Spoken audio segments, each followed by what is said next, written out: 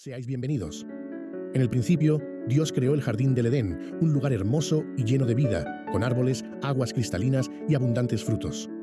Este jardín simboliza el amor, la generosidad y el deseo de Dios de que la humanidad viva en paz y armonía, reflejando su deseo de una vida plena y cuidada para todos.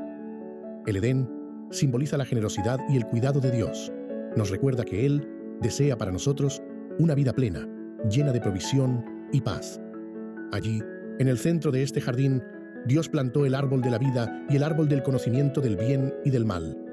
No estaban allí por casualidad, tenían un propósito.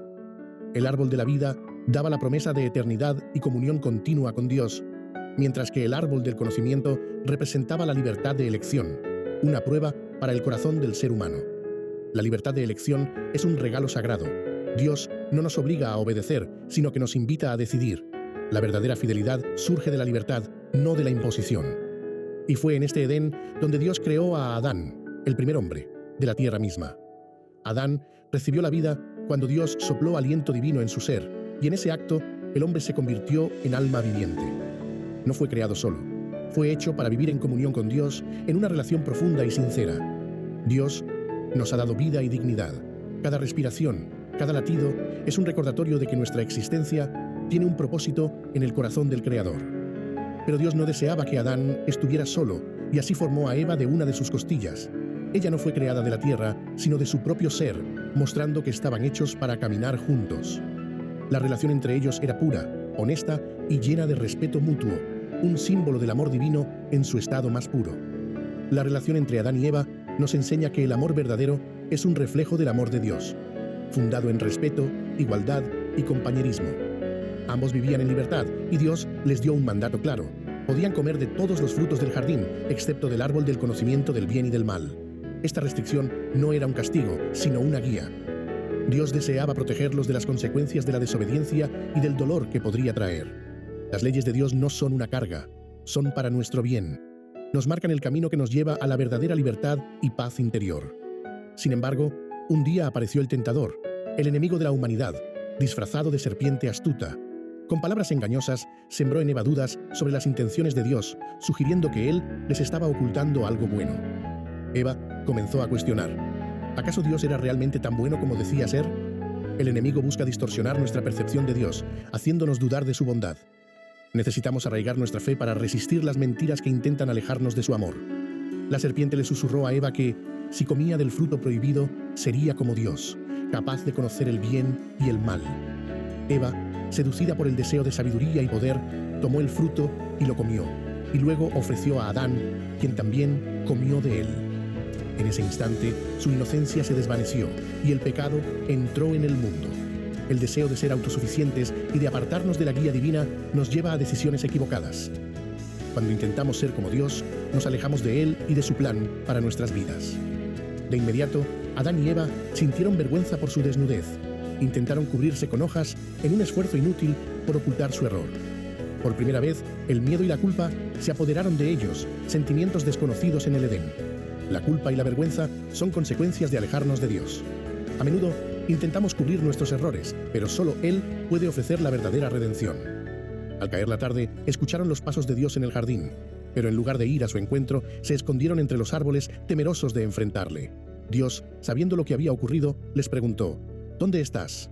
No era una pregunta de ubicación, sino de estado del corazón. Cuando fallamos, Dios nos llama, no nos abandona. Él busca nuestro regreso.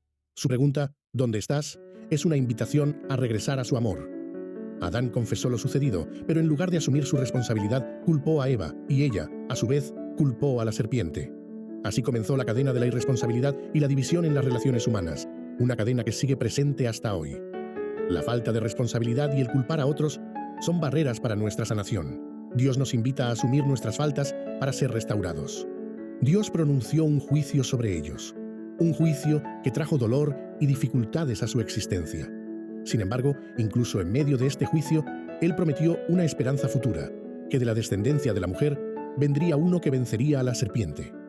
Aunque el pecado tiene consecuencias, Dios nos ofrece esperanza.